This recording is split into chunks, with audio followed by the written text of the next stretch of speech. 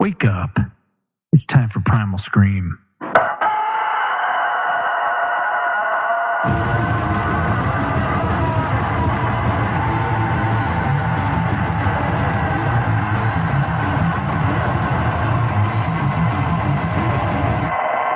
and welcome back to the Primal Scream. I'm Matt. And I am Todd. And today is February 6th. Oh. Yeah. You did it on purpose. You know what? You know how I knew that? Because you looked. No, because it was my sister's birthday yesterday. So happy birthday, sister, to Matt. Hey, it's going to be an awesome podcast tonight. We have Eric Kleineck, the CEO and co-founder of Sauce Hockey. God damn right. It's going to be coming up here pretty soon. But before we do that, we're going to hit on some topics. Some current events. Current events that are taking place. What do you got for me, Todd? I was just very curious. I've been hearing more and more about Monsanto is now saying they're going to go organic. How the And fuck so can a I don't chemical know. company go organic? That's what I'm wondering. Yeah, I don't know how they can go organic, and that doesn't necessarily address the idea of genetically altering foods. You know, we're going to have Leah Dunham on here in the podcast pretty soon, and she's going to talk about how GMO foods have been altered to a point where the nutritional value is gone, so that farmers have to plant more crops in order to have more crops so that they can eat more stuff. So it's like when you and I go to the store, we now have to eat 3 tomatoes to get the nutritional value of what 1 tomato used to give us. And so I'm going to be curious about how Monsanto pulls this off. And I'm wondering, too, if they're just buying out organic companies or buying out organic farms so they can say, oh hey, we own, Sunshine Farms, from down the street. And, because they own the company, they can now use that company's name and that company's point of view. I have no idea. I have no idea. But you know what? It seems sketchy. Just saying. In Matt's world, this is how I just processed everything you just said. In Matt's world, that's like putting a G-rated movie symbol on a XXX movie. It's not the same. You can't say, "Hi, we're Monsanto and we're organic." Right. No, you're not organic. You're chemically based business. You change shit. You are not fucking organic. Yeah. Now, I digress. If Monsanto were to say, you know what, everything we've done for the last, however many years since we've been in business, we're going to scrub everything that we've done previously because we know how fucking evil it all is. And we're just going to go completely organic. We're going to get back to the roots. No pun intended. Well, it's just, because you hear more, people are still having a hard time getting, you can't get GMO labels on your food because when those things come up in your state, to know what because you're they eating. flood the market with money and political ads so that everybody, all of us would like to know what we're putting in our bodies. And yet they flood millions and millions of dollars in negative advertisements saying that somehow something horrible is going to happen if you know what you're consuming. Right. And again, I think that's why we're fucking dumb and we're sheep because we look at an ad and go, oh, how dare you? Why would they? Well, that commercial says that they're totally fine because nobody ever lies in a ad we see on a television show. You know what? Hey, Doritos are on commercials all the time. They've got to be good for you. Come on, it's orange. Orange is a good color. Okay, I'm going to give you an example. I think this is an example of how stupid these people, these food lobbyists or whatever are. We drink beer. Yeah. A lot of people do. Sure. And we all know it's not good for us. It's not like somebody's sitting at home going, hey, you know what? I need to get my biceps a little bit bigger. I need to work up my back. I know if I drink a case of beer, I'll look better. We all know that it's going to make us feel like shit the next day. It's not the best for us. We're going to gain weight from it. It's not good. It's not healthy. But what do? We still fucking buy it. Think of all the money that these corporations are spending on, oh no, we shouldn't let the public know what's in their food. If you would just stop. It must be pretty fucking bad. Yeah. If you would just stop and let us know what's in your food, you might be surprised at just how fucking dumb we are. And we're just like, oh, okay. Oh, there's red dye number 5. I don't fucking care. I'm still eating it. Right. Yeah. Again, it's more of the transparency issue for me. Be honest. Let people know. Listen, we've genetically altered the corn so that it has this much more of this and this much less of this, so that we're able to produce it this way. That's why we do it. And instead of it, it's Frankensteinish corn, sure, but at least you're letting us know why you're doing it and the whole idea behind it, instead of cloaking everything. Why would you not want people to know what's in your food? It makes you look fucking horrible and stupid. And that's why there's conspiracy theories. Yeah. If people were just honest and they were transparent, then people wouldn't say, oh, they're hiding something. Why won't they tell us? They're not telling us because there's got to be something really fucked up. Right. That's why they're not telling us. Anyway, what else you got? What else you got for me? Oh, I'm excited because they passed the Farm Bill, and in the Farm Bill they had a piece of legislation that talks about making growing hemp in the United States available again. It's kind of like they're doing a little test market kind of gig, right? And DC District of Columbia is looking to legalize marijuana. In the District of Columbia, like they're going to be the next, and they're the next area, and then there's 7 other states legislations who are looking just to legalize it. So it's like Colorado and Washington said, we're not doing the whole medical marijuana, the whole medical marijuana step and then legalizing. It's just like we now all are under the assumption. I had a conversation with somebody today, and she said, I just don't think this is going to be a good thing. And I said, why? And she goes, I just think it's stepping from one. It's a gateway drug. And I'm like, listen, I understand. It doesn't get me upset when I hear that people say that. I understand because a year ago or 2 years ago, you might have heard the same thing come out of my mouth. I've come to the point now when I've read enough and done enough research and things and heard enough people that I believe in and I think are smart individuals say, give me a break. It's just a plant.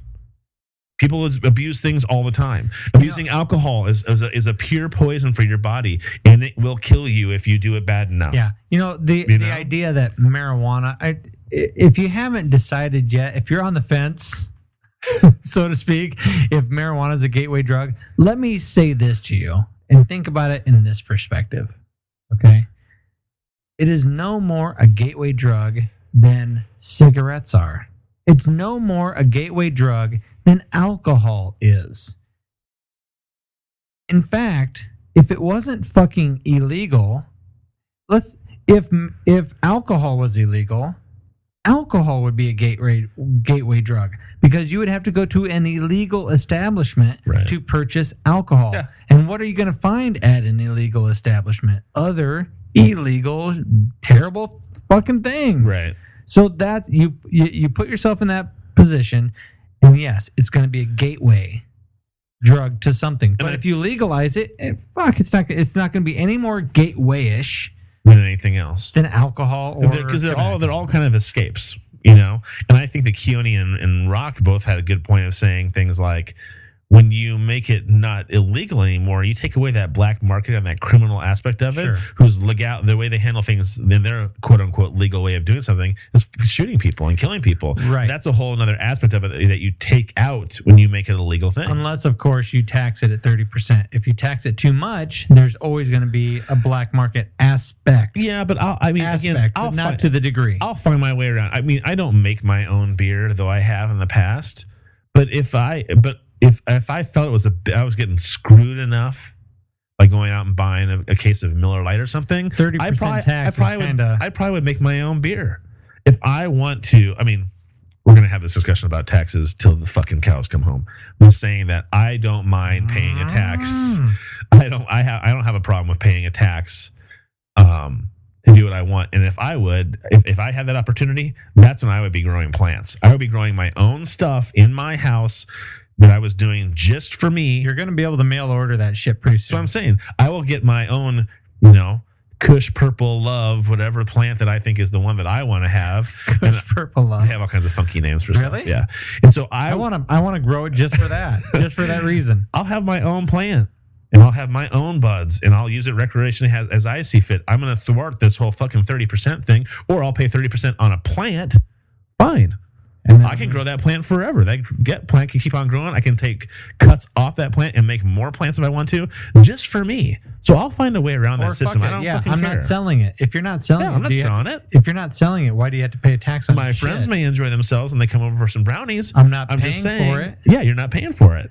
So Again, I'd find my way around it. Pot brownies, much different than smoking pot. You don't have to Allegedly. you don't have to be a marijuana educator on our program. Okay, I won't be that. Let adults be adults. They can make their own fucking mistakes. I'm not going to do it then. What about Sochi? You going to talk about Sochi? Yeah, I'm worried. I've got to be honest. I'm a little worried because the things that have been coming out now, because it was so close before they got there. Yeah. Now athletes are tweeting pictures of like being in hotel rooms that are like fucking like half done, and I don't mean like the bed's not made, but like there's an empty mattress with no sheets and no blankets on it, no and shower curtain, no shower curtains. Half a toilet is sealed into a wall because they had to try to make space, and this toilet was in the way, and instead of removing the toilet and sealing the floor, they just went around the toilet, curtains off walls, windows not looking out on anything, they're just brick walls. It's just, or instead of having a fucking plan and doing it according to the plan, right, the blueprint that was already okayed, people are trying to jump out of their ass and get something created so that we can have an Olympics someplace that we shouldn't be having it. Yeah. I mean, the bottom line is, if you don't have an area that's ready for the Olympics, you shouldn't have it there. I mean, where was it at 4 years ago? Correct me if I'm wrong, but the Winter Olympics happen every 4 years, right? Yeah. I'm not a big Olympic type person. You're correct. 4 years ago, where was it at? I can't remember. I can't remember either, but you could probably get that area back up to Olympic standards in no time. That shit's already been built.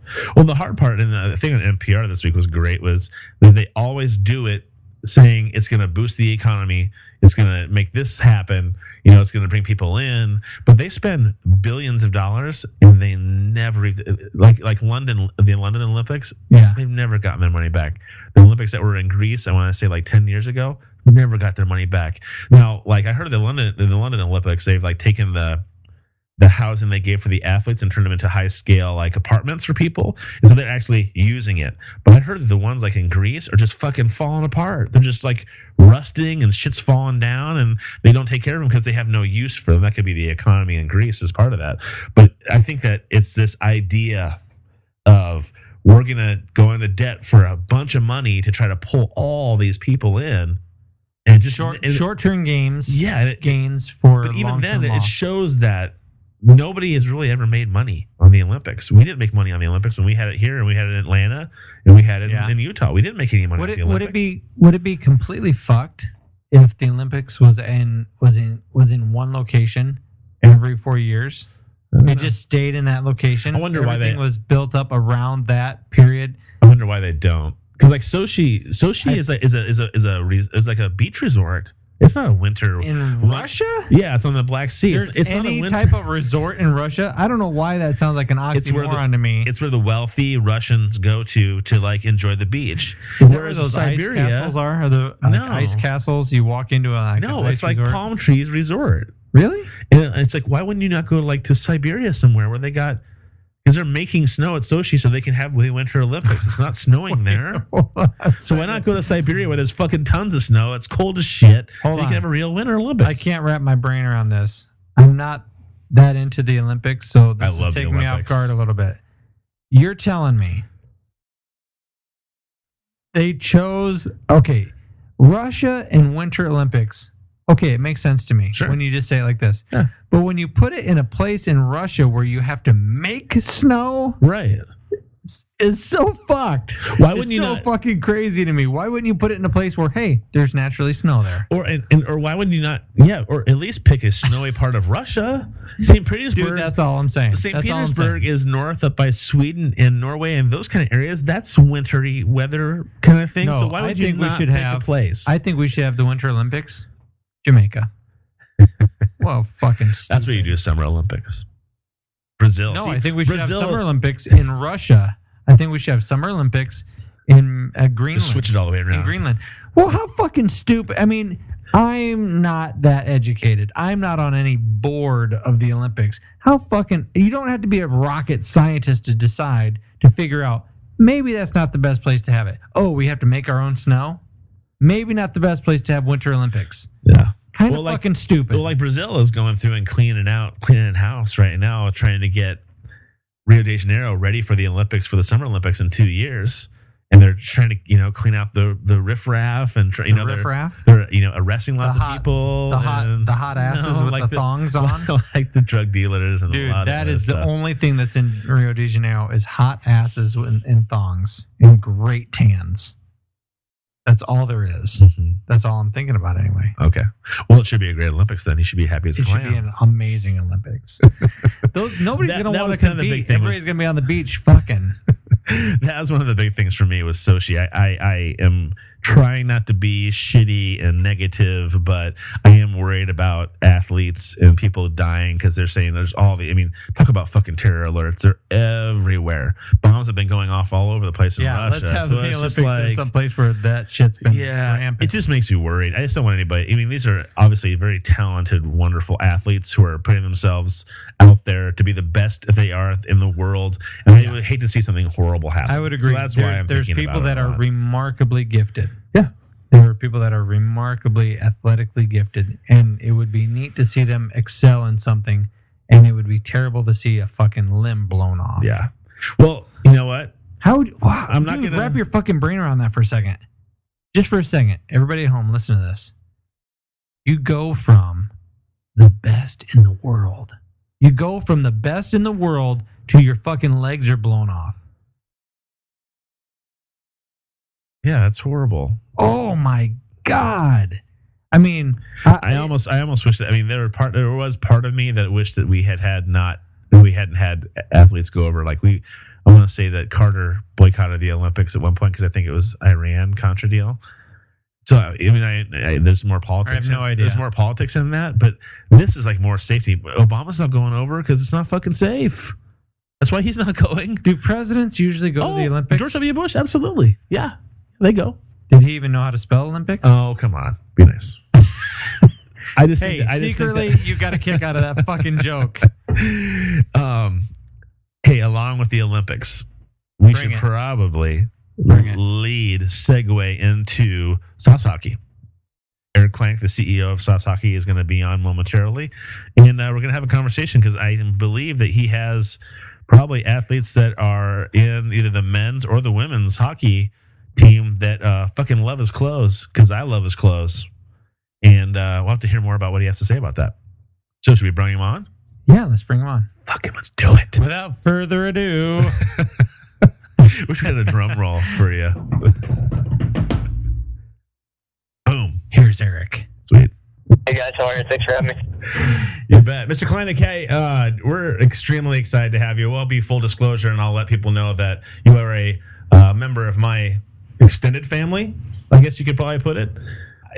You are definitely the entrepreneur of what's going on with your family right now. We have plenty of people in our lives that are doing interesting, fun things, but you certainly have cornered the market on the unique job that you've found for yourself. Yeah, it's been a lot of fun. We started our business about 5 years ago and just kind of started with an idea and we're fortunate to kind of work at something we're passionate about and able to have a lot of fun along the way. I was doing nothing today besides researching sauce hockey. Now, I, for whatever reason, had this idea in my head that Todd knew a guy who makes T-shirts and sells them. And they have this kind of cool hockey significance or whatnot. Which tells you that he doesn't listen very well, because all I do is talk about how fucking awesome your shirts are, how comfortable they are, how unique they are, how it's gotten me into watching hockey, because I never would have thought of it twice. And then I started getting into your clothes and reading more things about Biz Nasty. And the next thing I know, I'm watching hockey and enjoying it for things I never even knew about. So he needs to listen better, first of all. But I'm telling you, I mean, it really is unique. I remember the first time somebody told me about it, and I was like, so what is Sauce Hockey? Maybe you can start there. Where'd you come up with the name? And I mean, it's definitely unique. How did it start?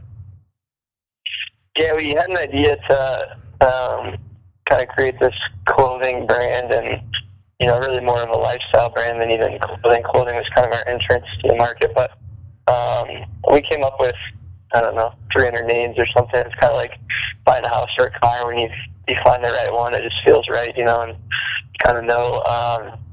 So we came up with Sauce Hockey, and it was basically sauce is a hockey term for like kind of a kind of pass where you kind of a finesse play. We throw the puck. It's got some air underneath it. Kind of typically lands flat on your teammate's stick or whatever, and it's a high skill kind of all this an art to it. So it was that, and then obviously hockey players enjoyed drinking and hitting sauce. So we kind of had dual meaning, but we felt that it was brandable and something we could kind of build a business around. So we picked that one and went with it. And is it going like you thought? I mean, 5 years in, it looks successful. It sounds successful. Are things going how you wanted it to? Is it growing as you hoped it would? Yeah, we've been growing a ton every year, and it's been good. I don't know. I figured when we started we'd get to where we were, but didn't know if we'd get there this quick. And so it's kind of been a quick 5 years, and certainly just the beginning of our plans and what we've got for our vision and our dream. But it's been a lot of fun to this point, for sure. That's awesome. And then, are you making a living? Is Sauce Hockey your sole income now? Yeah, it is. Yeah, when I started out, I was just doing it for the side. We were shipping from our garage, and now we do it more than full time. I'm putting in probably 70, 80-hour weeks, but I don't consider it work. So that's what you do, something you love. It's not work. So that's awesome. Yeah, it's good. So do you have people working for you that are managing like your YouTube page or your Facebook page or all your tweets? Do you have people doing that for you, or are you just like a master multitasker? We're a small business, so we've got, I think, about 7 employees internally, and then we've got some outside people that we have kind of on retainer, photo, video, legal, and all that sort of stuff. But we've got an awesome team. I do a lot of the social media myself with one of our, Adam, our creative director, helping out some, and then the videos and stuff, our creative team and photographer and video PA and some other guys help us out on that stuff as far as making the videos and getting those up there. And so who is the core group besides yourself? We've got Adam's our creative director. We've got Mike, who lives in Minnesota, is our sales manager and our COO. We've got another guy actually from our hometown, Cedar Rapids, Bobby Kleineck, who's in charge of our operational stuff. Got a couple other employees that do all sorts of different things and put together a pretty good team. Awesome. And so who sets up the things like the music and the videos and the photo shoots and the stuff you do in Vegas and like the stuff you've done recently in Los Angeles? I mean, is that something that you guys just get together and just come up on your own with ideas, or you find niches in certain places, or how's that work? Yeah, we've kind of a combination of me and Adam, our creative director and PA, that does some of our photo video stuff, and kind of combination of those guys. Tanner does some audio with us, and it was just kind of something we felt was part of our brand, and we started doing it. It's been a lot of fun. We've been fortunate to work with a lot of cool, super talented musicians and artists and hockey players and all sorts of stuff. So kind of look forward to continuing the videos and kind of building those relationships. I got to tell you, I pulled up your website and I thought, yeah, this is pretty cool. I'm probably going to get a shirt or two. But then I went to, when I Googled you, it had all these YouTube channels, and I pulled up Sauce Hockey on YouTube, and you guys have whoever does your YouTube page, you really got to give them some props for me, because it's just kick ass. You guys are so much more than just t-shirts and sweatshirts, because looking at what you're doing, reaching out and finding musicians that you really like, and then putting up those videos, I'm fucking hooked on every single one of your artists that are on there now. I had never heard of any of them before, and because I went to your page because I wanted to see what kind of clothing line you had, boom, I'm down a completely different tangent, different avenue, looking at and listening to amazing artists. Like, just for instance, and you had great. I really like the interviews too. So whoever's conducting the interviews and doing the filming of these it's amazing. But just real quick, this is probably my favorite part of your YouTube channel. Now this is Noah Guthrie. He's got a very Dave Matthews Band sound to him. Have you seen this guy? Yep. Oh God.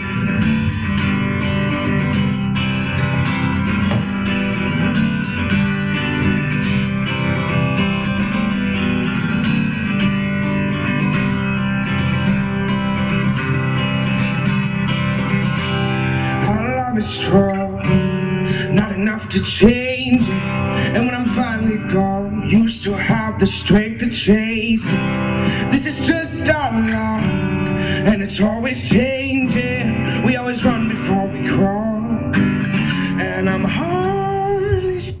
One of my favorite things about your website, or just looking into you guys, into Sauce Hockey today, I thought, it's gonna be awesome shirts.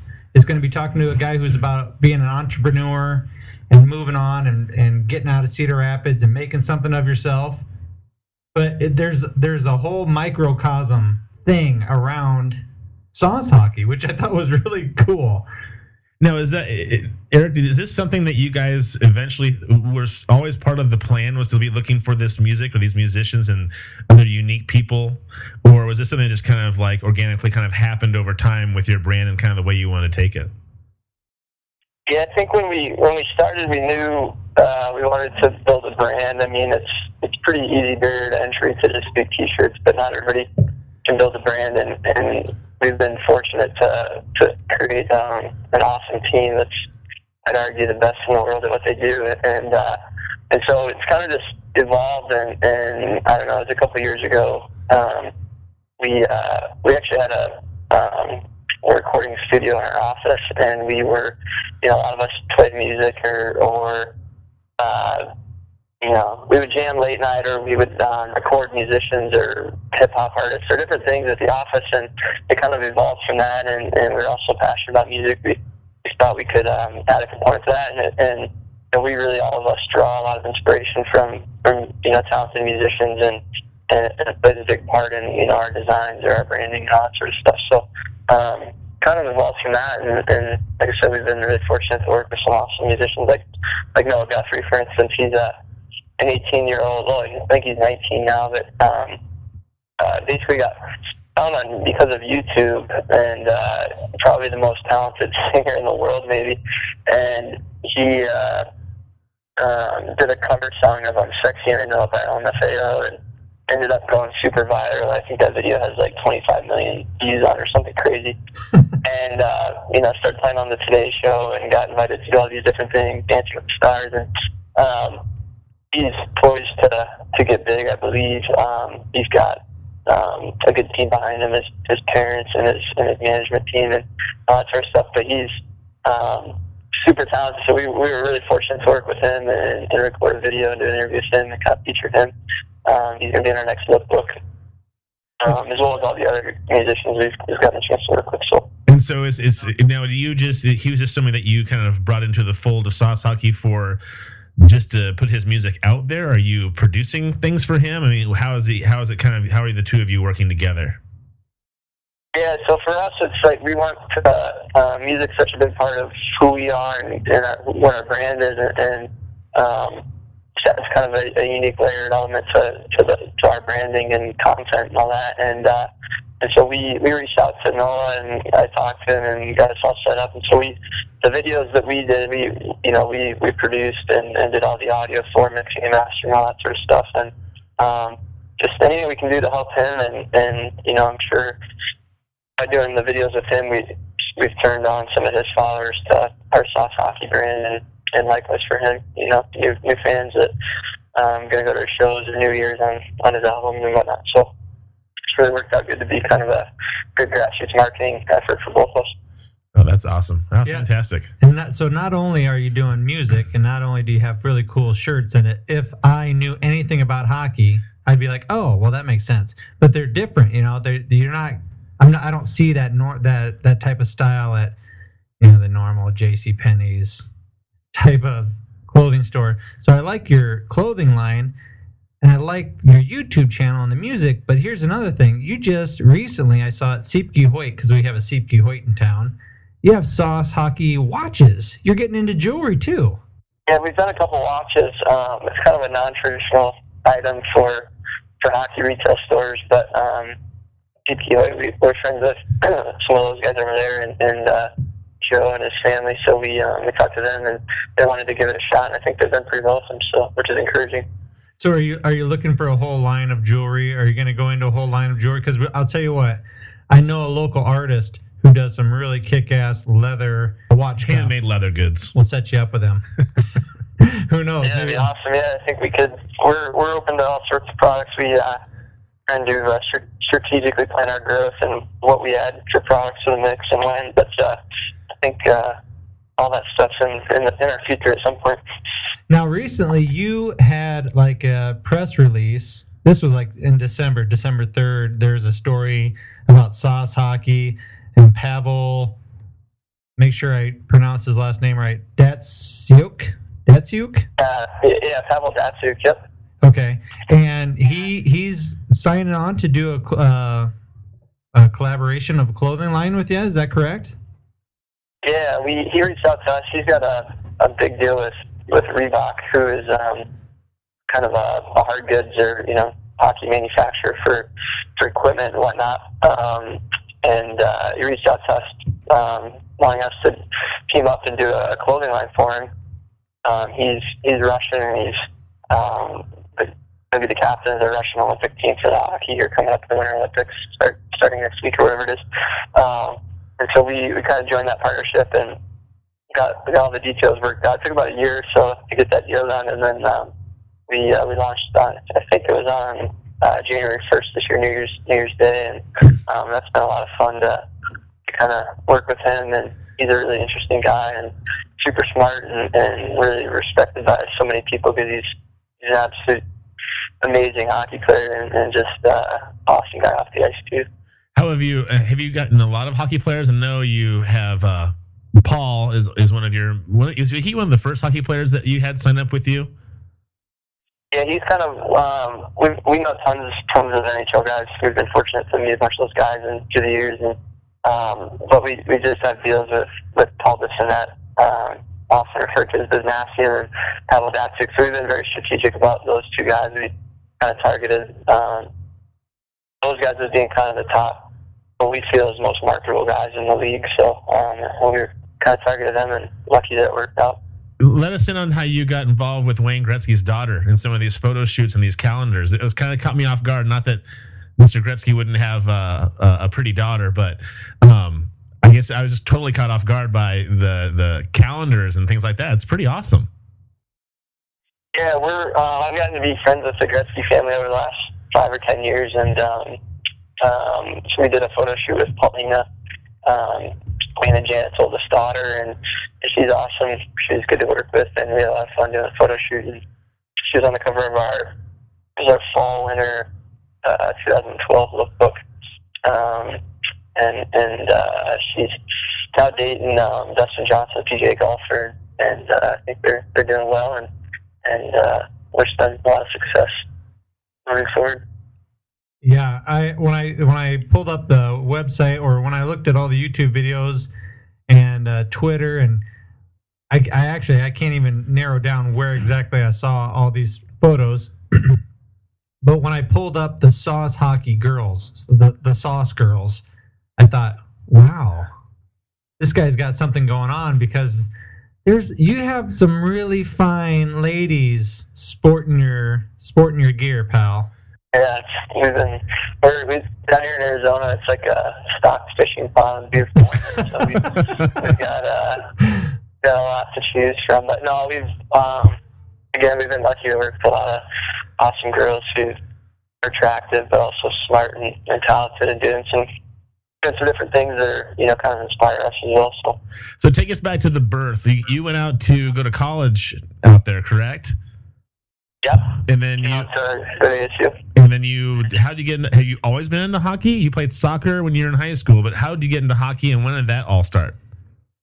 Yeah, we really didn't, this year, we really didn't have a rink until the Rough Riders from the USHL team came about I believe when I was in high school, and met a buddy that was playing for the Rough Riders, and he kind of got me into hockey late in high school, and then moved out to Arizona, lived by a rink, and started skating a lot, and working at a hockey retail store, and just saw a niche for something, and kind of been at it ever since. Just thought, it was between our team that we kind of put together and some of my friends that we thought we could penetrate that niche and go for it, and kind of the rest is history. I guess I can think of a lot of pro football or pro basketball kind of offshoots of brands. Is that what you felt like hockey was missing at that moment, was just kind of like a unique company like yours? Is that what you were thinking of? Yeah, it was kind of, the hockey industry was kind of dominated by like the 3, 4, or 5 big hockey equipment manufacturers, and there wasn't really anything that kind of spoke to hockey players or really, talked about the lifestyle that lives off the ice, and it's really a unique culture, and so for the big companies, it seems like their apparel was just kind of an add-on incremental sale for them, and they put a whole lot of time and effort into it, and it was just kind of generic, basic stuff, and we really wanted to create something that, spoke the hockey player language, but didn't scream hockey all over it. If it was an NHL guy, for instance, he could wear it out and about and for the bar to, wherever he's going, and they didn't scream hockey all over it, but hockey people knew what it was. Like, I guess kind of similar to like, Billabong or Hurley or something. Like, I'm not a surfer, skateboarder, but I'll wear that.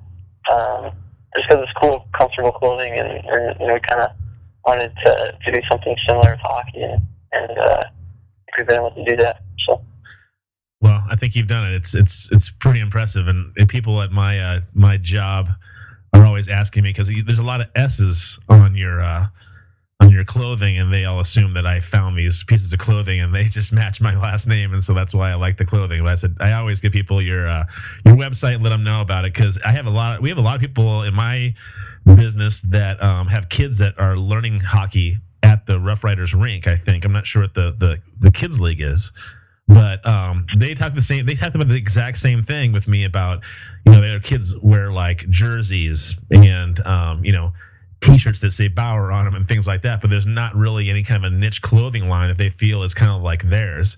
And so I want to see at least 5 or 6 moms that I know who are trucking their kids and all their 100 pounds of gear all over the place. And I'm like, hey, if you want some great, comfortable clothing for your kids that are along the same vein of their love of the sport, you're gonna love these clothes. But people are when I tell them about it, and I tell them the website, or I shoot them an email and tell them the website, we have a lot of these hockey moms, I call them, that really like the clothing, really like it. Yeah, it's good. We try to make stuff that people wear and like, and we'll keep trying to do that. So there's a lady that I work with, and she recently told me that she's really into hockey.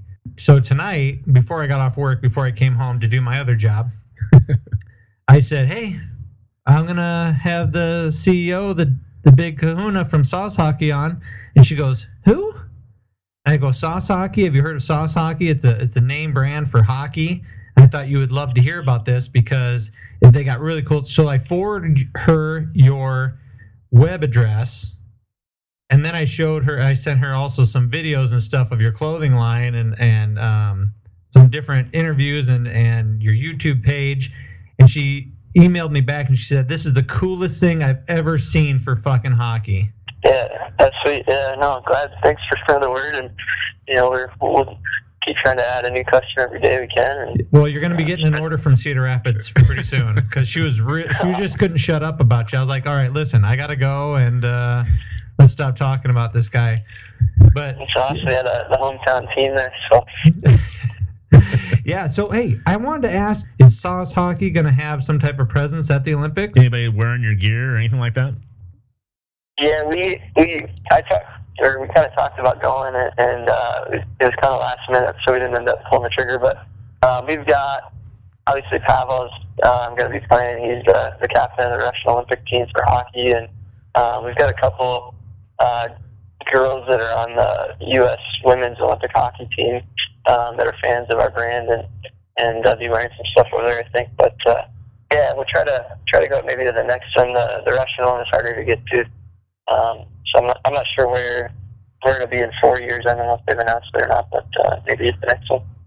Well, I was a little nervous that you were going to say. Actually, I was a little nervous that you were going to say that you were going to go to Russia, because everything that I've heard so far, and it isn't a lot, but what I have heard is that they're very ill prepared. I don't know too much. Pavel was kind of telling us that Russia's kind of a unique country, but I think Sochi's kind of on the water and kind of a beach town community almost, and they had moved, I guess, some families that had lived in these houses or apartments or condos or whatever right on the water for years, and had kind of upped and moved them to new places to build some stuff for the Olympics, and I don't think that went over too well, but it's kind of the government just kind of said this is what's happening, and pretty sad to hear about that, but hopefully it all works out for everybody over there, and kind of give a shot of adrenaline to their economy and all that sort of stuff. But What's like the next big thing that you're hoping to do? Because I was very taken off guard by the whole music finger of your company on YouTube and reaching out to people. So what's like the next big thing that you guys are kind of hoping to branch out to? We've got a lot of different ideas, just trying to figure out when the time is right. But we're looking at maybe, we've built our model. Maybe we'll go into some other sports at some point. And we've got we started doing an adult hockey tournament here in Phoenix.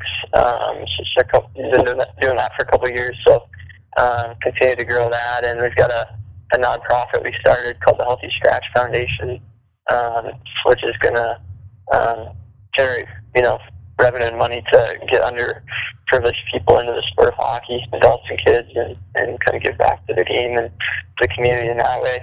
So we've got some ideas to kind of ramp that up, and I don't know.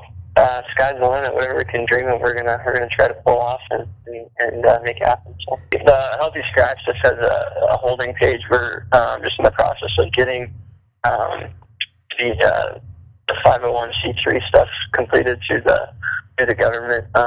So it's tax deductible for donations and whatnot. So once that process is complete, we'll have the website up and functioning. So right now it's just kind of the holding page, but I can send out the links for all that stuff for sure. Awesome, and we'll post that on our webpage as well. And so along with those lines, now that you're talking about governmental stuff, how has it been, the creative fun aspect of starting a company and finding a niche, and like you said, working 80 hours a week doesn't seem bad because you love what you're doing. How's the whole business aspect of it with taxes and government stuff? How has that affected you? Is it just a royal pain in the ass, or do you have some great guys around you that just take care of it lickety split and it's all good, or how's that been? Yeah, it's a lot to keep track of for sure. In a perfect world, you'd kind of turn the reins over to people that was their niche and specialty and what they were good at. So we've been able to do that more recently, but when we first started, it's a lot to keep track of with, sales tax and compliance and accounting and all that stuff. But that's certainly not my strength and gives me a headache to think about. But you gotta do it. So it comes with the territory. And starting a small business, we Matt and I have gone through this together because we've had some ideas we were thinking about trying over the next year or so. What was your business plan to start out with? Were you hoping to be, you said you were ahead of the game now where you're at, it's kind of gone pretty fast in 5 years. Were you hoping to be at the level you're at now in 10? Or what was your kind of dreams and goals when you first started out?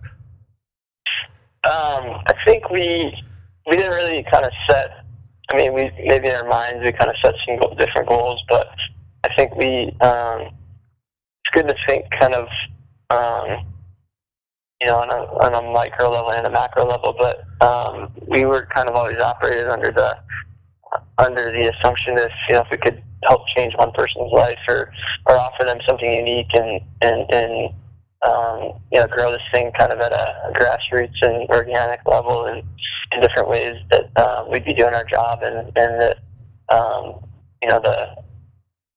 obviously you want to work to be profitable and all that sort of stuff, but making money isn't our goal. The money comes at various points, but that was never our why we're in business. We're in business to really offer something unique and fresh and something that people can kind of latch on to. So we've kind of just made that a point, and kind of every decision we make, it's kind of based on the best, what's best for the brand and moving forward.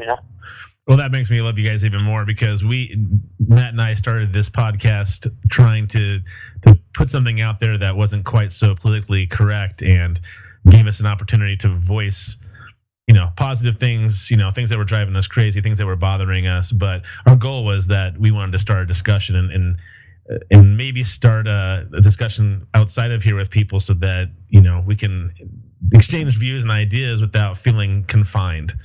And our goal was always that we start at a really low grassroots level and see if we can slowly make it grow. And again, we're not paid anything for doing this, is for sure. But it sounds like that kind of philosophy is really working well for you guys.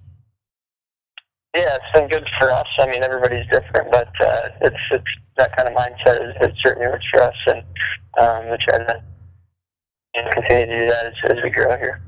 The fun part must be lining yourself up with personalities, because reading some of these interviews and watching some interviews on YouTube, Paul Bissonnette seems like he's got a really fun, loving, awesome personality. In an interview, he said, having one of the best players in the world, who is internationally renowned for his silky hands and world-class play, involved with the company is exciting. But enough about me. It's cool having Powell on board with the Sauce team. He's a good player too. I mean, that surrounding yourself with good people, positive people, has got to be, it's like a shot in the arm to get you going. Yeah, we've been fortunate to surround ourselves with awesome people, and Paul's an awesome guy. He does a lot for charity, and just one of those guys so many people can relate to and they look up to, because he's made it to the greatest level in his profession. He's hilarious, and he has the ability to make fun of himself, and people love that.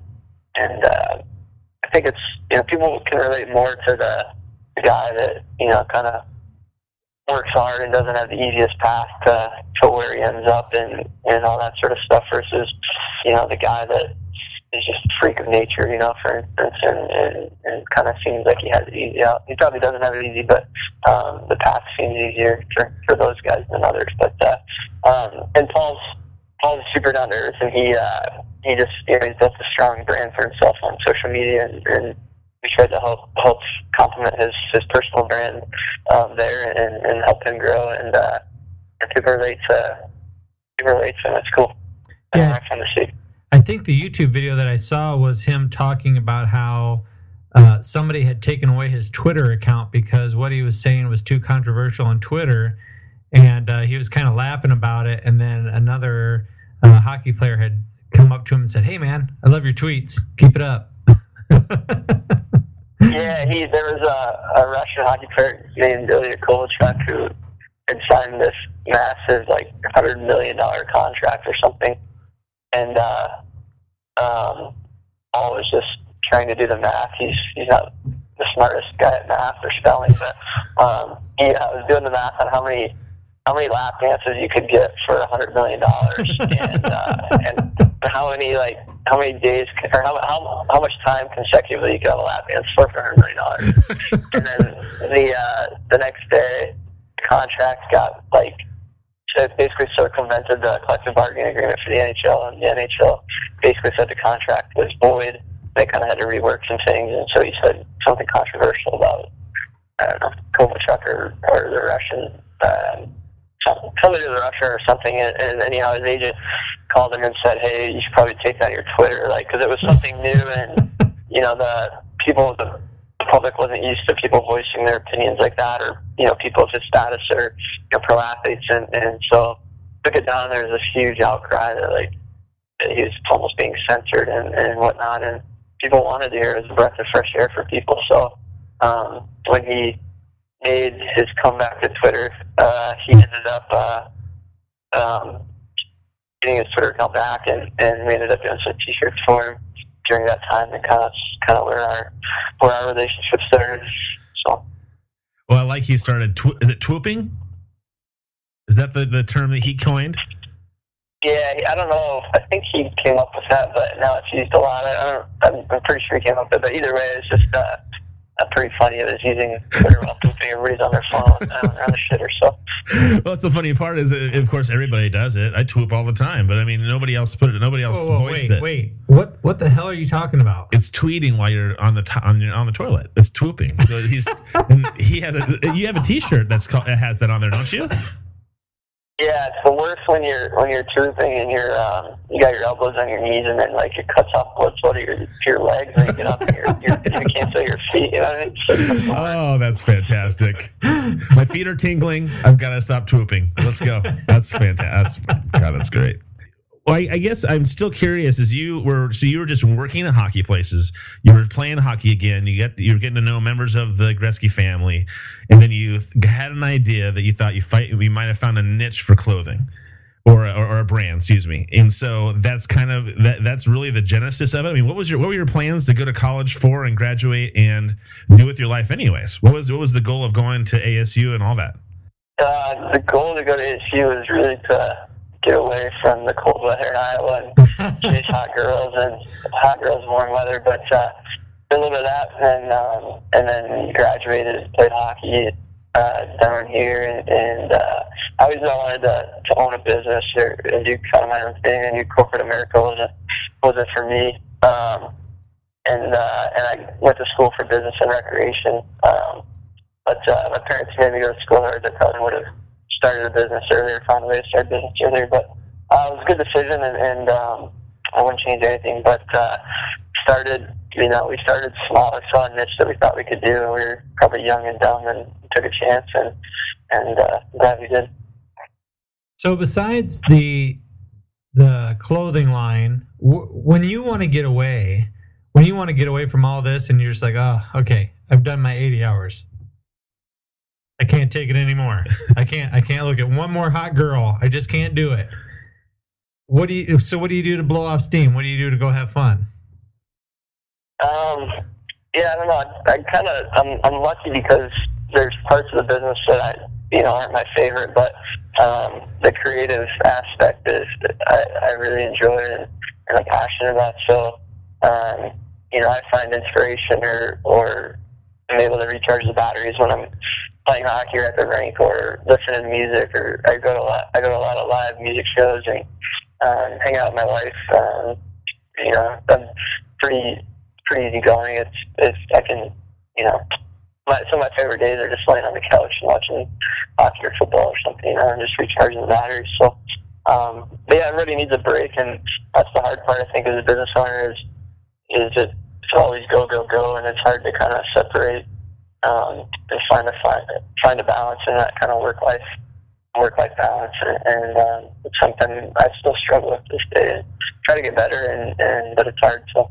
Well, I mean, if you like it that much, if you said it doesn't really feel like work, so I bet you there's times where somebody has to say, wait a second, you haven't sat down, taken a breath for a while because you're enjoying what you're doing. I mean, that's what I think we all hope to get to the point of doing with our lives is, it's not work anymore. It's just always a good time because you enjoy yourself so much. I mean, I think that's what we all kind of strive for. Well, the other day, I was actually, my wife does a side job also from home. And she's on Facebook, and I said, could you please, for the love of God, just put the computer away, just shut the lid. It doesn't have to be open, it doesn't have to be on, you don't have to be on Facebook 24/7. Does your wife have to say, okay, Eric, unplug, come away with me, let's stop thinking sauce hockey for just 30 minutes? And yeah, it happens a lot. My wife's awesome, Amy. She's she's a huge reason for the success we've had to this point, and she keeps me sane, keeps me together, and really is a big contributing factor to our success in business and in life here. So, how does she help you out? What does she do? Just, I'm not very good at planning or looking to the future. Like I'm so submerged in the moment that a lot of times I joke with her that she plans to make plans, and I'm just kind of roll with the flow. I'm more laid back and all that. So she, if there's a flight we need to get to or something, she always tells me it's earlier than it is because she knows I'll be 30 minutes late, and just little things, that she keeps me in order. That's great, because normally it's switched around, dude. Normally you're trying to drag the lady out of the house. Yeah, no, she's I can get ready a little quicker, but I'm just always doing something else and end up being late a little bit, it seems like. But she's good at kind of keeping everything in line. Now, you did a podcast with another group. I forget the ladies, the name. I saw it posted on your website, but you did another. Was it an all-female podcast that interviewed you a few weeks ago? I've done quite a few, but I think that one was. Let's see. I think that one was a group called the Bikini Hockey League or something, maybe. There you go. That's what it was. I wonder why it the Bikini Hockey League. Stuck League. in my mind. That's probably why. Yeah. Yeah, it's a cool concept. I'm not sure where they're at with kind of their development in business, but they're basically trying to start a. I'm not sure whose idea it was, but got to know a few of the girls, just Drew Sauce or whatever, and they're basically trying to create a roller hockey league, kind of almost professional roller hockey league for girls that wear bikinis, essentially. And then they did a calendar and some different things, and had a podcast, and so yeah, I'm not sure where they're at with their development, their idea, but they've always been good to us, and we wish them luck for sure. What does your wife do for a living, if you don't mind me asking? She's a social worker, so she helps go into the homes of some underprivileged families and helps with development of their kids birth to 5 years old. So she's big on giving back and helping out. I guess so. That's a tough job, low pay, a shit ton of work to do, and not enough time to do it all in. So yeah, I give her that process. I respect her for doing what she did. I would have a hard time doing what she does, but she does it well, enjoys it too. We've had a couple people on the podcast who they're really wrapped up in their work, and I might say, so do you know who the president of the United States is? And they're like, dude, I have no idea what's going on in the rest of the world. I'm so involved in what I'm doing right now. Do you find that that's your place, or do you feel like you have like this that you're able to plug in, that you make enough time for yourself for other things? I think I'm really well connected and have a pulse on kind of what's going on in our industry and all that. And I try to, I'm lucky that what we're doing is my passions and the stuff that interests me. So I'm always reading and researching and doing stuff with the industries we're in. But I try to follow the politics and the current events as much as I can, but I don't get a ton of time to do that.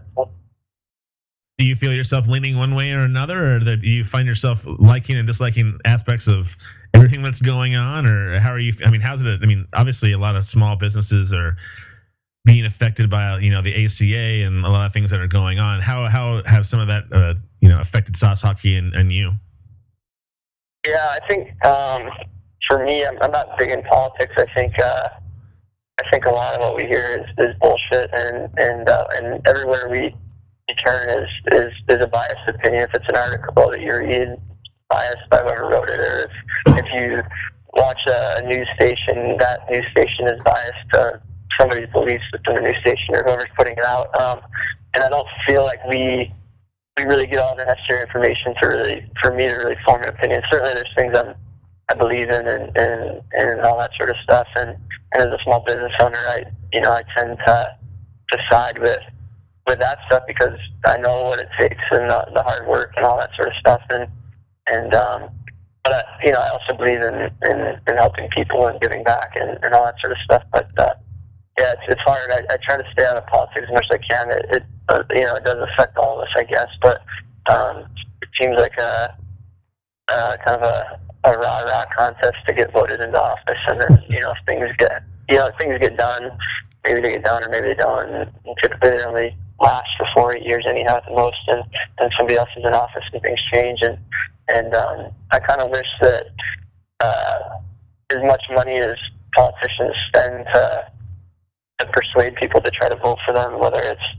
TV commercials or signs on street corners, that they would take that money and put it to good use and actually help people out and help do things that are going to change the world versus throwing money away. As a small business owner, and this is not necessarily political, but to ask you about how did it affect you as a small business owner, because that's what you are. When the Affordable Care Act came in, were you affected by that? Did you have to think about how you had to handle your employees or deal with any of that stuff? Or do you know somebody, or do you pay somebody to come in and discuss this, kind of manage that part of your business for you? It hasn't really affected us too much. We're small to where everybody kind of has their own healthcare packages, and I think it's up to 50 employees for small businesses before you have to offer benefits. And we'd love to offer benefits. It's in our goals and our plans, but right now it doesn't work out that way. So everybody kind of is on their own for that stuff. So I'm sure it affects everybody differently. And for myself, I just have an outside plan for myself and my wife, and I haven't paid too much attention to it. I do know that I've got friends in healthcare and sales and all that sort of stuff, and there's a lot of money to be made in that field. And it seems like the cost of healthcare is so expensive because there's so many layers of people getting commissions and different things like that. It's almost unfortunate. It's hard to tell people how much money they should make or whatnot, but some of the healthcare stuff seems to be a little bit unreasonably high, Yeah. in my opinion. And I was just wondering, because sometimes it's things like that, or little things that you wouldn't think would sabotage a business. Some of these the legalities, the tax issues are so daunting that it almost kills that drive to have your own small business. And it sounds like you've gotten past those scary moments, or those things that would make other people go, nah, I don't want to be a part of something that big. Yeah, it's definitely hard. I mean, there's regulations on everything, and it seems like everything's taxed in different places. And we do a lot of importing and exporting, and so the taxes and customs and duties and brokerage it's insane. It's exhausting to keep up with all that, and it is discouraging at times, because it's like I just have this product or idea that I want to get out there, and then there's all these layers of things you've got to do, and it makes it hard to make money. And at the end of the day, it's not like, as I told you, we're not in this to make a gazillion dollars. We'd like to make a gazillion dollars and give it back to charity, but it makes it really hard, and I think at times the barriers to do business are too high. It's I think, in my opinion at least. Well, and so do you like import your shirts from somewhere and then you screen print something locally? Do you have your own screen printing for your shirts? I mean, you have a lot of really unique, awesome things. Do you purchase them somewhere else, and then you do that in house, or how do you guys usually work that? Yeah, we've got a bunch of different factories depending on the items. We've got some stuff that we do in Los Angeles, in the fashion district there. We've got stuff offshore in China and Dominican Republic, and some factories in Peru that we've looked to use, and it really just depends. Certain factories specialize in different things, and sometimes we import fabric and then make the shirt in the U.S. Or there's a lot of different ways to do it, and you kind of just analyze what's the best quality and the best prices, and you kind of go from there. Would you have ever thought back, if you could take yourself back to the beginning, would you have ever thought that it would be this complex, that you would have to be getting your shirts, the materials printed here, printed there, material sent in from a different country, Peru, Indonesia. Yeah. Jesus, that makes my head spin. So, Would you have ever thought that it was this complex to do what you want to do? No, I didn't. And like I said, when we started, we really didn't know anything about textile or fashion other than just wearing clothes and being into clothes. But what I think has driven us and motivated us every day we wake up is that we didn't know everything, and when we wake up in the morning, we're on a mission to learn something new or find a better process that can improve our efficiencies and all that sort of stuff. And I think it's been good for us to kind of help us continue to drive and get better. All right, be honest. Are you kind of a fashion snob now? I mean, when you go out with your wife and you buy clothes and you go through a normal a normal store, you look at the clothes and you look at the label and you go, oh, you don't want that brand. You don't want that mix of fabrics because now because you're educated now with what you want to import and export and deal with. I think not really. I try not to do stuff anything I do,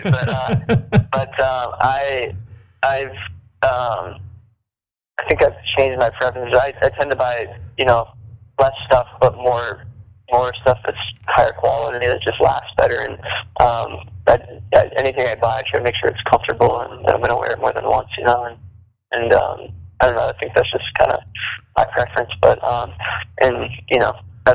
certainly not a brand snob or anything like that, but I appreciate what certain brands do versus other brands. But and so the T-shirts that you guys have, the majority of the ones that I have purchased over time, they are that really super soft cotton.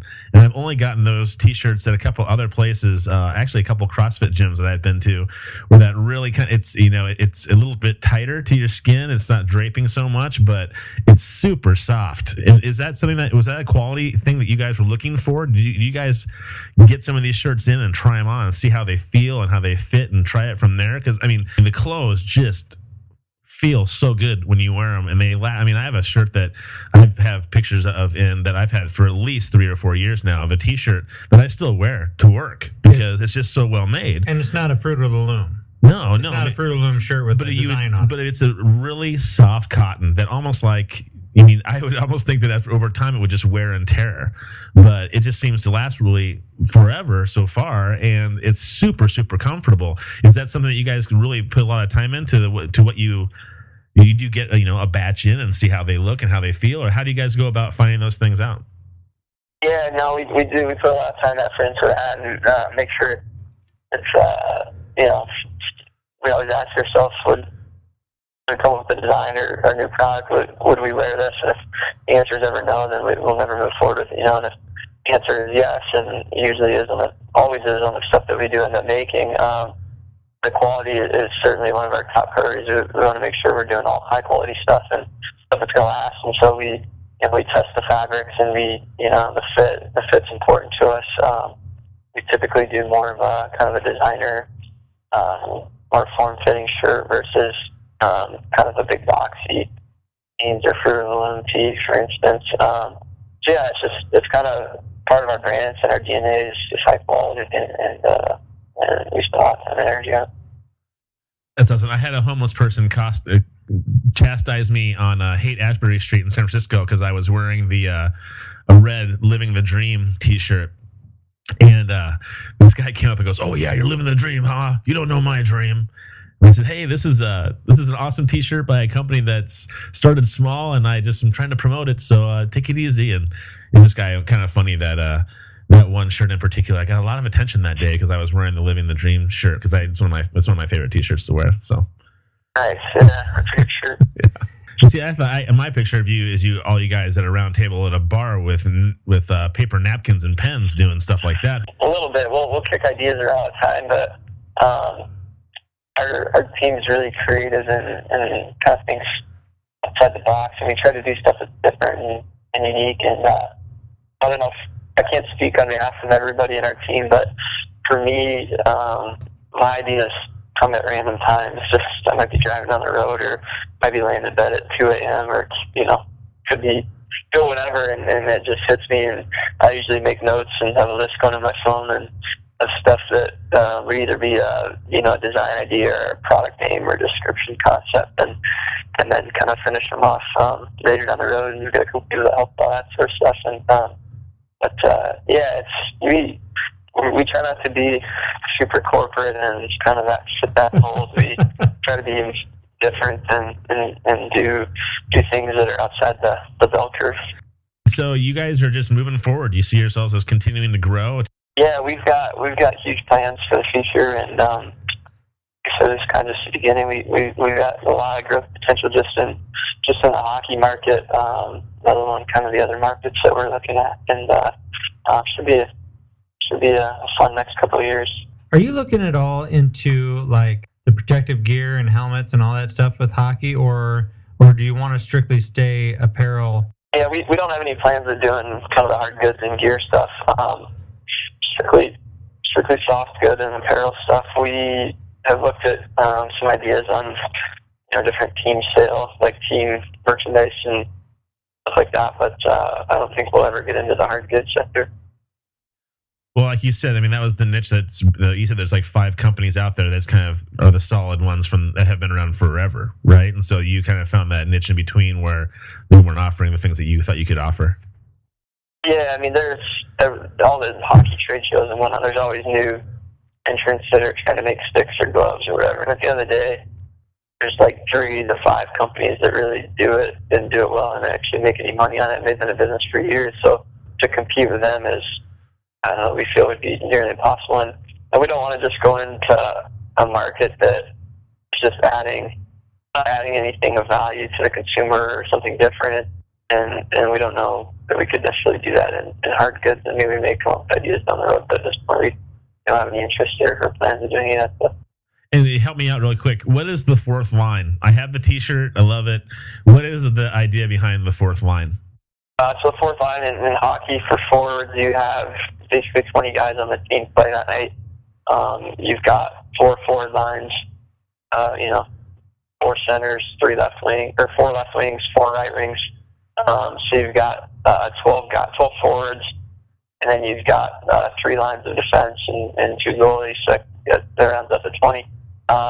And the 4 forward lines, typically your first line is your kind of what you would think of it be your first line is your most skilled. Your second line, your second best skilled line. Your third line is kind of more your grinding line that goes into the corners and all that sort of stuff. And then your fourth line is typically your energy line, and guys, you might have a fighter, you might have guys that are, just create energy, get the team going and hit people. And so the fourth line is typically the less skilled, but a lot of times the most liked guys on the team just because of their work ethic and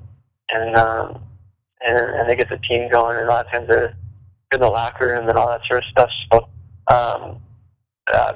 Paul Bissonette is kind of a self-proclaimed fourth liner. It's typically what he plays for the Coyotes, but he jokes about being a fourth liner all the time, and no one really aspires to be a fourth liner, but inevitably most people are, because not everybody can be the 50 goal scorer, something like that. So long story short, the fourth line is just something that it's kind of a hockey thing and part of the game, and it's something that Paul and us kind of branded as like fourth line for life, or 4L squared, which is what that stands for, fourth line for life, and thought it was kind of something that we could take to the public with and make it related to Paul and to us.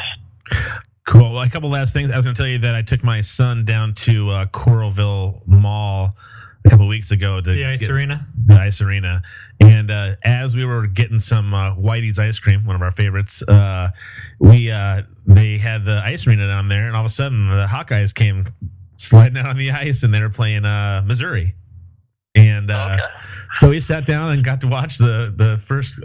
It's quarters, right? Is that how hockey goes? Yeah, periods. Periods. There you go. Oh, we're gonna edit that shit out. Never mind. So it was a great. I mean, Missouri just creamed the Hawkeyes, but it was interesting to watch. I had no idea they had college hockey down there, and so once I found that out, I hopped on the website. We're gonna try to make it to a couple more, but it was great that they had the public just around watching the Hawkeyes play. I wish they had notarized it more so people knew it was around, but. Yeah, I think the Iowa team is it's a club team. So and there's a college club hockey association called the ECHA, the American Collegiate Hockey Association, I think. And so they're kind of endorsed by the school, but they're not funded by the school. So a lot of times they get to use the school's name and logos and stuff like that, but they're funded on their own through fundraisers and sponsors and different things. And that league is actually growing a lot. I think they have Division I, Division II, and Division III within that ECHA, and they've got it's kind of cool. It offers a collegiate sports opportunity at the club level, but it's still a lot of fun for the guys that play that, and it tends to be pretty good hockey at very much level. Well, I was surprised because I thought that most. I mean, I know that there are Rough Riders here in Cedar Rapids that are like 17-year-old kids who are playing for the Rough Riders, or 18, and I would assume that if you're in college, you're 18, 19, 20 years old. Is that getting old for going into the NHL or the United States Hockey League, or what's the average? Is the average age is pretty normal for hockey? So for the USHL or junior hockey, you got to be 16 to 20 years old, unless you're like an absolute stud. I think you get some exceptions this year, like 14 or 15 maybe. But the goal of most junior leagues is, at least in the United States, in the USHL and the other junior leagues that are in that same kind of realm, are the goal is to go on to play college hockey. And then if you play junior in Canada, typically you're a little more fast track to kind of the NHL if you're playing in the top junior leagues in Canada. There's similar skill levels, but the goal of kind of the USHL is to first get a college scholarship and then go on to play professionally. But yeah, so they're 16 to 20, and then there's age restrictions on, like, for the USHL, like the Rough Riders team, how many 18, 19, 20-year-olds you can have, I believe. And so they're trying to get them in at 16, 17, and get them out by the time they're 18, so they can be, normal-aged freshmen and sophomores in college, and get the college experience, and then kind of go from there if they're good enough to move on and play professionally. I'm flabbergasted. It's such a great story, and the idea behind it of you giving back. I am surprised how many people we're bumping into on this podcast that their main goal is to help change a life and give back to their community, or give back to humanity in general. Absolutely. And it's refreshing, and it's wonderful to hear that that's your guys' perspective. And I'm not surprised at all with that kind of philosophy that you're successful, and we wish you all the best. Yeah, thanks for having me, guys. I appreciate it, and wish you guys luck with the podcast and whatever else you got going for ideas, and should definitely take a chance and get out there and do it. So, well, thank you very much, Eric. I appreciate being on, buddy.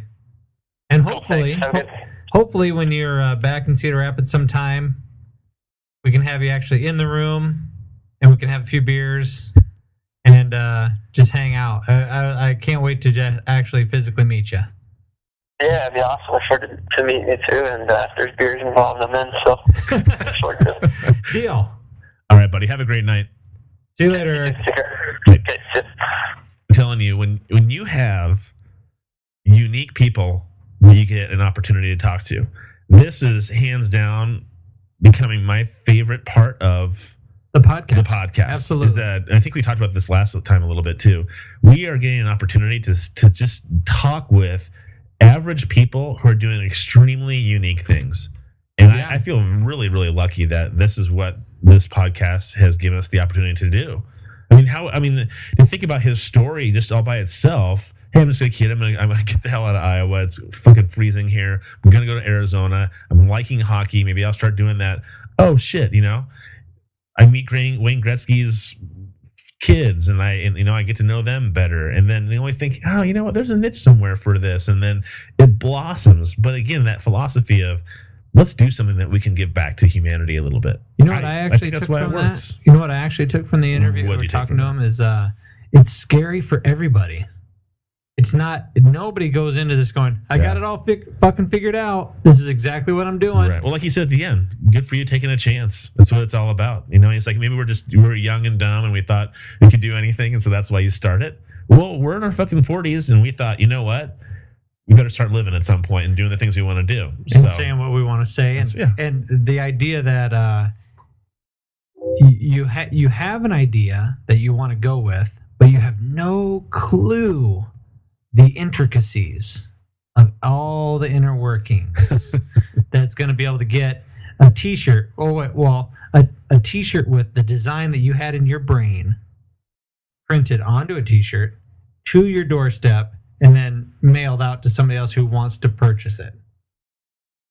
Right. When he was talking about, well, I get fabrics from this area. Oh, just fucking and these floored me. people in this state usually print it. Peru. I was like, are you going to go to Peru and visit? Fucking, that'd be awesome. Go to Machu Picchu? Jesus. I guess I'm seeing only opportunity. So I'm buying clothing from this company. What if he says, I want to make sure that organization and those factories, people are being treated well. So you know what? I'm going to go to Peru and see what it looks like. And while I'm there, I might get a chance to, I don't know, try ayahuasca. Who knows? I'm just saying that. Allegedly. You know what? He didn't say that. He didn't say that. I'm saying that. I'm just saying. I'm just being that. goofy and saying, I think that when you open yourself to things happening, it just allows. I mean, they talk about closing a door, a window opens, or whatever the hell that saying is. I think that's what this is about. Think of it. He's not like, the bottom line, and I'm going to make this much money, and we're going to do this, we're going to do that. I mean, it's not about those things. It's about enjoying yourself and loving your job. So it's not about the marketplace. It's not. Well, it's more about. Well, I mean, it's more about him saying we want to make some money, sure, but it's mainly about providing us for a way of life, and then taking care of our community and giving money to charities and things like that. That's what they're mainly about. And it's the dream everybody wants to have. It's the dream everybody wants to have. It's to do something that you love doing. Right. And so when you're putting in 70 and 80 hours, what he was saying, a week, sure, it doesn't seem like work. It seems like fun. And you're with people that you're having fun with. His wife, as a social worker, is putting in similar hours. I guarantee you that as a social worker. That's one almost thankless, soul-sucking job that you could do. Because, you are paid a minuscule amount of money, and you see the worst of the worst. And you have to find something inside yourself to keep on going every day. Because you're really I imagine it'd be the same thing as being a cop in an inner city. You're just seeing the worst all the time, and you got to find a way to keep yourself going. I think just being a cop anywhere. I'm assuming a cop in Cedar Rapids isn't quite so horrible, but I'm just saying that she's got a pretty thankless job, and I think that you're absolutely right. When you find something that you want to do, but again, it's the approach I think that matters, because he's not doing it in the sense of we're going to make it $1 million fucking dollars. No, the key I think is that his approach was, this looks fun. I'm really interested in this. I've found my passion. I'm going to go in this direction. Instead of, I got to have a degree, Mom, Dad. I got to go into this area. I don't even know what I want to major in. Right. That's the scary thing for kids. You have no idea what your passion is. Clearly, Eric's passion is hockey. And from that passion has blossomed this fucking garden of ideas. It's really, really neat. I can't tell you enough. I'm almost sick of myself blowing Eric on how cool my day was today, because all I did today, again, was search out Sauce Hockey stuff, YouTube page. I really can't get over how unique and neat that page is, because I was really expecting nothing but here's my clothing, here's my clothing, here's my clothing. And instead, what I found was, hey, this is what we found. We found some really cool artists that we would like to debut in a very unique way. Here you are. We're bringing you to us. There's your guitar. We're going to film you. And then they just did a real simple interview, and it humanizes extremely talented people that the majority of people don't know about.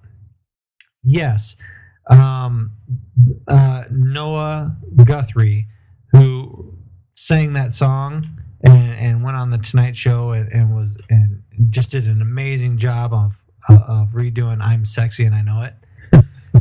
Of course, a lot of people know or have seen him. He's got thousands and thousands of hits on his YouTube, but it's neat to go somewhere and be surprised at what you find. it was unique for me to go to Sauce Hockey YouTube page and find a completely different thing than what I was expecting to see.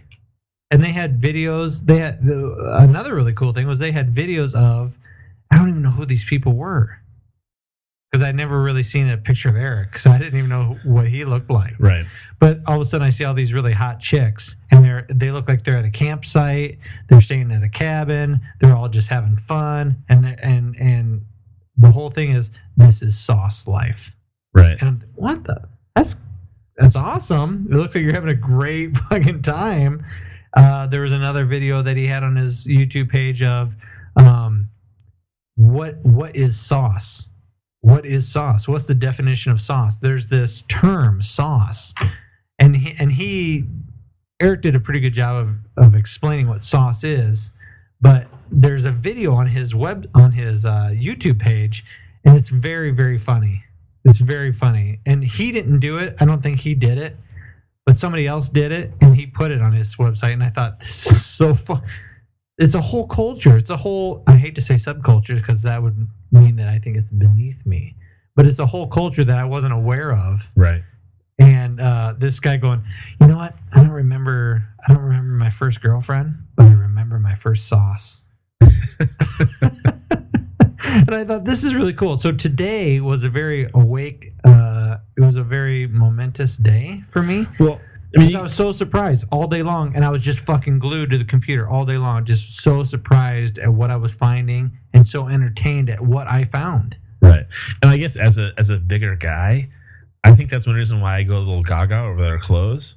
Is because I very rarely, I mean, we all have went out and bought a t-shirt or bought a team logo t-shirt or something, right? And it's just a t-shirt, you know? These t-shirts feel so fucking comfortable that they are almost the only t-shirt that I wear. I got the two square wheeled bicycle t-shirt that's on there. I got that for Christmas. The Fourth Line t-shirt. You know what we should I do? mean, what? I'm gonna have to order some t-shirts because I don't think he's gonna send me any. But I'm gonna order some, and then I think we should take pictures of us from the neck down in just t-shirts, and then we just cover our balls, our twigs and berries, our undercarriage. Oh, that's a good idea. It's like the jacket. Red Hot Chili Peppers when they wore their socks. Yeah, but we're just wearing Sauce Hockey t-shirts. Oh, that's and we put them, and we put them on the great website. idea. Fuck yeah, trademark. Don't take it. We're doing it. It's Totally. I have 4 shirts. You order a couple. We'll do like 2 or 3 shots on it, and it'll be fucking hilarious. I'm telling you, the lady that I was talking about that I work with, she didn't know that her favorite fucking sport had a cool ass dedicated clothing line. Because when I made that comment about, Bauer, I think makes skates and sticks and all kinds of stuff. Bauer t-shirts is all you just get a t-shirt that says Bauer on it. I mean, it's nothing exciting or unique about it. Yeah, you're excited to wear a t-shirt that's the brand name of the things that protect your brain, but it's like there's nothing exciting or cool about that. What I like about his t-shirts is I can look at it and go, what the fuck does that mean? I like that. I like that the people who are into the sport, they know what that means. Right. And a lot of us have no fucking clue. So that's why I asked the Fourth Line. I was like, I've Googled it and I just didn't get it. So I was like, come on, I gotta have somebody who's in the middle who can kind of explain to me. But again, I mean, I'm trying to equate to something, but when you do fantasy football, for example, right? I follow one team. You already lost me. I enjoy myself following my favorite team. You already lost me. But if I do fantasy football, I follow a lot of people. Oh, okay. Right? Sure. Sauce Hockey has people that they're on their Facebook page and on the YouTube videos and on Twitter that I can follow more than one hockey player and not just one team, and it makes it more interesting for me. I can look and see, oh, this person's doing this or this person's this, or they're talking about something. I mean, having that captain from the Russian hockey team on with Sauce Hockey, that's fucking awesome. Talk about having somebody legit going to be wearing your product. I don't think you can get much bigger than the captain of a hockey team, no matter who it is. Yeah, you know what I'm saying? Well, the neat thing of any person out there who's listening to this podcast tonight, and again, if you thought it was Primal Scream, the band, Thank you for staying with You're us. overly worried about that. People know when they hear our goddamn voices, welcome to the Primal Screen. I mean, it's pretty simple that they are either on the right one or the wrong one. So we need to stop fucking apologizing. Like us. Like us or don't. Yeah. And if you don't like us and you continually listen to us because you don't like us, I fucking got you. I got you, bitches. That was my Jedi scary. mind trick. That was a scary one. I'll give you that. Todd, yes, sir. what was I fucking saying? Oh, I was saying before I was interrupted. I probably interrupted myself. That's probably what happened. The cool thing to everyone out there who is thinking of starting something new, going outside the box and putting yourself into a vulnerable position to be creative. The cool thing is, here's a guy who did it. And not only did he do it, he's doing it very successfully. He's meeting people that are interesting, that are inspiring, that are funny, that are down to earth. He's meeting people that you and I might think, we can't approach those people. They're above us. And then he approaches them and he meets them, and they're very down to earth, and they're very funny, and they just have unique characters, like his business partner, Paul. Right. Which I thought was, when I watched that YouTube video, I was like, that's pretty fucking funny. That's funny. I like it a lot. Oh, and again, I feel like I've probably going overboard, but I can't stress enough the idea behind their approach. I think is why it's going to be something that is, like he said, it's so hard to brand yourself as it's not just a style of clothing, it's a lifestyle. It's sauce hockey, it's sauce life, so to speak. And I think because they are approaching it in this laid back, fun-loving, it's almost grassroots kind of way. It's organic. It only can get better and do better because of the way they're approaching it. Organic is a great way to say it. And their philosophy is wonderful.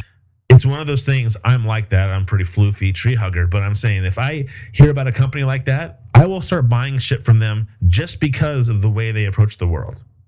I'm okay with that because it's a wonderful philosophy. If they have great clothes on top of it, or they have great videos or great music on top of that, or they have a fucking hot ass calendar that comes out, whatever it is, I'm buying into the idea that's the foundation of what the organization's about. You know what? I'm going to start fucking people up. I'm going to start getting a bunch of sauce hockey t-shirts. Big transition. What do you mean? I'm going to get a bunch of sauce hockey t-shirts, and I'm going to wear it to jiu-jitsu practice with my jiu-jitsu pants. There you People go. are going to be like, what the fuck? It's hockey. It's jiu-jitsu.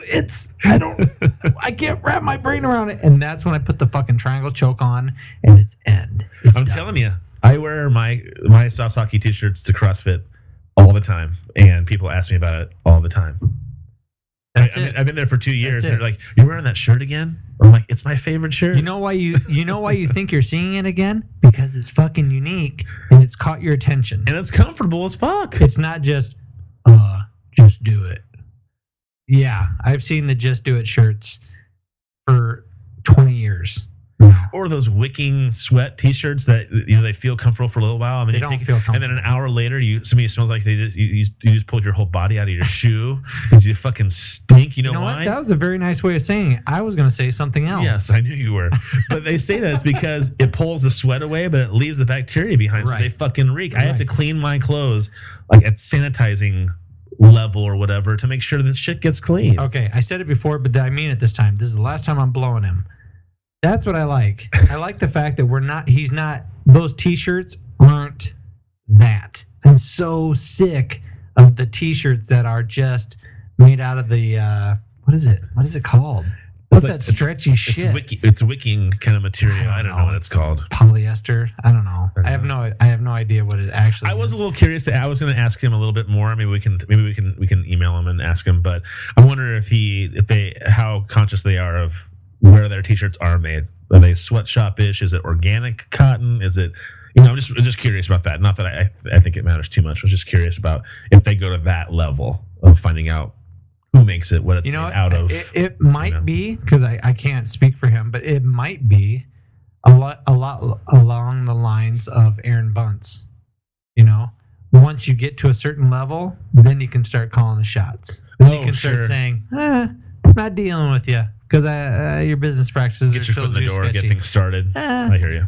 I'm not quite yet gonna drop off my 1,200 page book because I'm not Stephen King level yet. Right. Even though my 1,200 page book kicks fucking ass, and people are fucking drooling about it. Part of me thinks that I would assume that if they're 5 years in now with Sauce Hockey, if they keep this kind of pace, I would imagine in the next 2 or 3 years that they would begin to be able to call those kind of shots easily because it is so unique for hockey. Yeah, could be. I was very surprised at what I found today. I was very surprised. And I think the more people that stumble across... Well, I must have done a bad job then because You did a shitty fucking job. All I talked about was the t-shirts and how much I love their clothing without talking. Because, I mean, I listened to Noah's music before too, and I hadn't really talked about it, so I feel bad. Every musician that was on Sauce Hockey's YouTube page, I'm going to download. They were awesome. Awesome. I loved every one of them. They were wonderful. Yeah, you did a shitty job. Sorry. All right. My apologies to Eric and Sauce Hockey. I wasn't kidding when I said I thought of you as a t-shirt salesman. I really thought that you had like a cool design for a t-shirt, and that's all you were. But when you stumble across Sauce Hockey, when you stumble across and you hear about them and you look into it, you are amazed. I was really, truly... I really don't know how else to say it. I was just totally thrown back by how much more they are than just hockey t-shirts. Right. I want a copy of that Biz Nasty Sauce Hockey magazine cover with him pouring the beer out of the cup and it says politically incorrect. I want a poster size of that for our wall in our studio. That'd be sick. I gotta say, maybe someday we can meet him. We can sign it. I gotta say thank you very much, Todd. Todd was the person that set this whole thing up tonight. I really appreciate, buddy. You've done a great job on the podcast. Thanks, man. If it wasn't for you, we wouldn't have had all of our guests. Okay. If it wasn't for Todd, for Aaron, we wouldn't have had... Except for Aaron. 99% of the guests that we've had on. And my life is better. My life is actually better now for having met these people, and I'm really grateful for all the work that you do and the people that you contact. I think you do a great job. Thanks, it's the least I can do. You put to me almost more work in with all the editing. You're goddamn right I do. You're goddamn right I do. Yeah, you do. You put a lot of time and effort into it, so it's the least I could do. But you know what? Like you said, what it's allowed me to do is to learn more. I mean, I was at Eric's high school graduation. I remember seeing pictures of him playing soccer and stuff like that. Shit. So, I mean, I've known him for a little while, but I didn't know the in-depth parts of this. I followed Sauce Hockey because my wife buys his clothing because it's her cousin, but we love the clothing. That's why we buy it.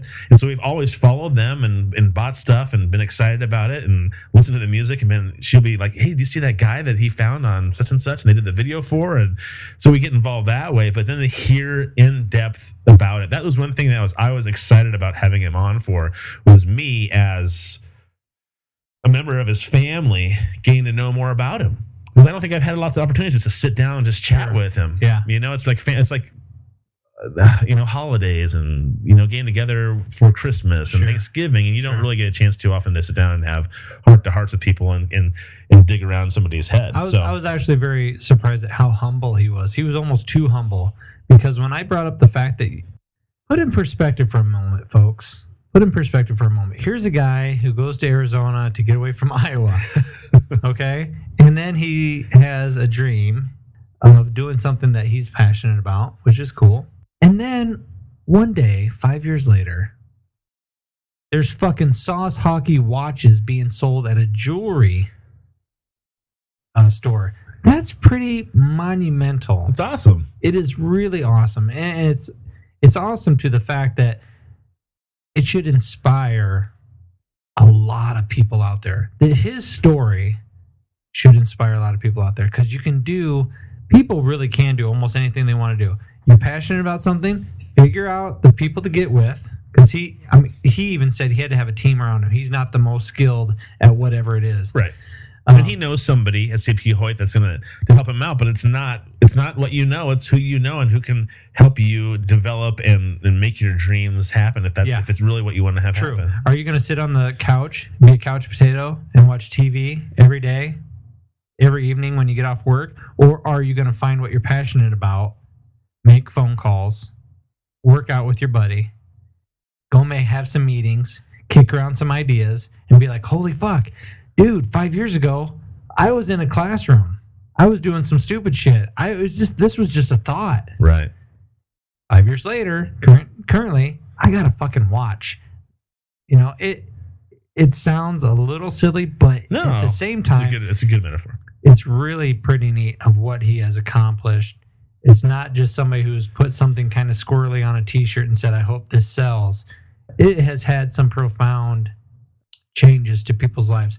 And I primarily, because I'm not into hockey, I don't know the profoundness of the hockey. Doesn't it kind of want to make you? Doesn't it kind of make you? Yeah, want it makes me want to be. It makes me want to be more involved and learn about hockey. Yeah, for because sure. There's this whole culture about it. But I was very drawn to the music aspect of his YouTube page, and there's one artist. He's a street performer, but he's very unique, and he sounds awesome. And the guy, the interview when he's playing and they're asking him questions and he's just playing on the street, he goes, yeah, this song, a lot of times there's nobody around.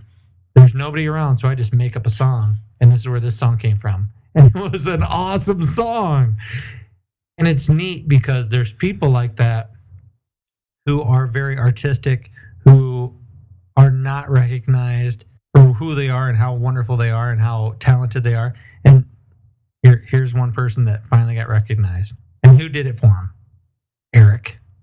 Sauce Hockey. Right. If Eric wouldn't have had the idea, Sauce Hockey wouldn't have been around. Whoever contacted that guy or saw that guy wouldn't have put him on the webpage. It's pretty neat. It's pretty amazing. And I think it's touching people's lives. And if it's the philosophy is, we think you're talented, we're going to hook you up. And if in turn it helps out Sauce Hockey, awesome. We're helping each other out. Why not make that happen? It's almost like a social barter system. I want to help you because I care about you, because I like what you're doing. Right. You help me, and it's going to help us all out. Right.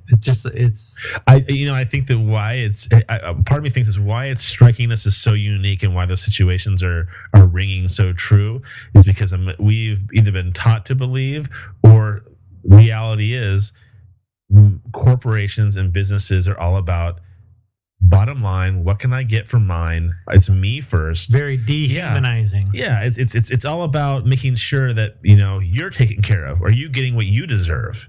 It sounds like he's very happy. I mean, I couldn't imagine doing a podcast once or twice a week, and that's our sole income. I mean, how incredible would that be to be able to have that happen? That's a dream. It'd be pretty fucking cool. But once you've hit that, then you're like, okay, I can pay my bills. My wife's happy.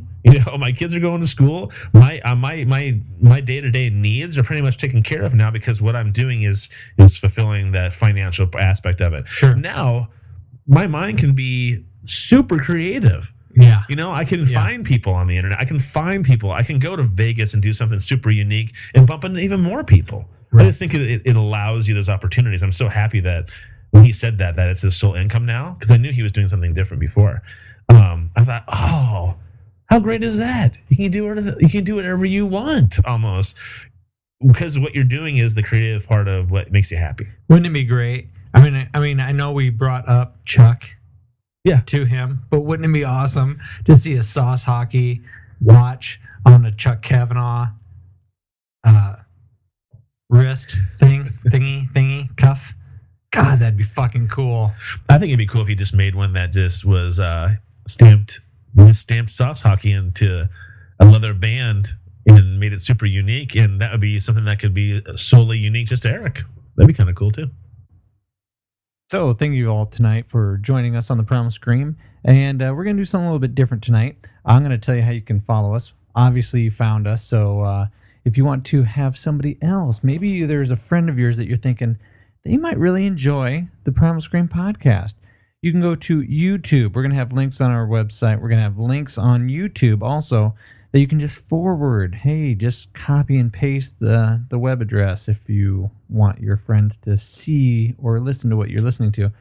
You can also follow us on Stitcher, Facebook, Twitter, and the best place to go is our website, theprimalscream.org, and it has all of the links that you can just click a little button, join us, friend us, favorite us, subscribe to us. And also you can get to see the people that we endorse and some of the cool stories. Wounded Warrior Foundation project that you can donate money to. Really cool stuff. Really cool stuff. So we're going to do something a little bit different tonight. We're going to end it off with a little Noah Guthrie. Enjoy. I'm Matt. And I'm Todd. We'll see you later. Adios. Good night.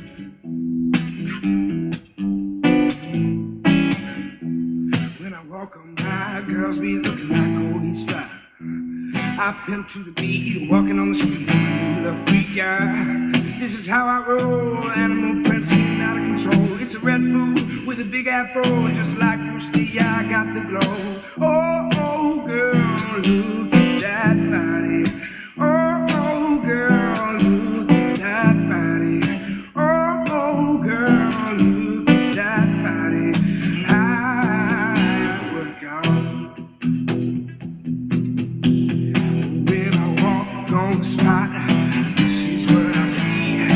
Everybody staring at me. I got a passion in my pants, and I ain't afraid to show it, show it, show it. Ooh, I'm sexy and I know it. Yeah, I'm sexy and I know it. Ooh, I'm sexy and I know it. I'm sexy and I know it. When I'm at the mall, security just can't fight them off. And when I'm at the beach, I'm in a Speedo, trying to tan my cheeks, yeah. This is how I roll. Come on, ladies, it's time to go. We're headed to the bar, baby, don't be nervous. No shoes, no shirt, I still get service. Oh, oh, girl, look at that body. Oh, oh, girl, look at that body. Oh, oh, girl, look at that body. I work out. When I walk on the spot, this is what I see. Everybody they're staring at me. I got a passion in my pants, and I ain't afraid to show it, show it, show it. Yeah, I'm sexy and I know it. I'm sexy and I know it. Oh, I'm sexy and I know it. Yeah, I'm sexy and I know it. So wiggle, wiggle, wiggle, yeah. Oh, wiggle, wiggle, wiggle, yeah. Yeah, yeah. Wiggle, wiggle, wiggle, yeah. Oh, wiggle, wiggle, wiggle, yeah. I'm sexy and I know it. I'm sexy and I know it. Oh, yeah, I'm sexy and I know it. I'm sexy and I know it. I'm sexy and I know.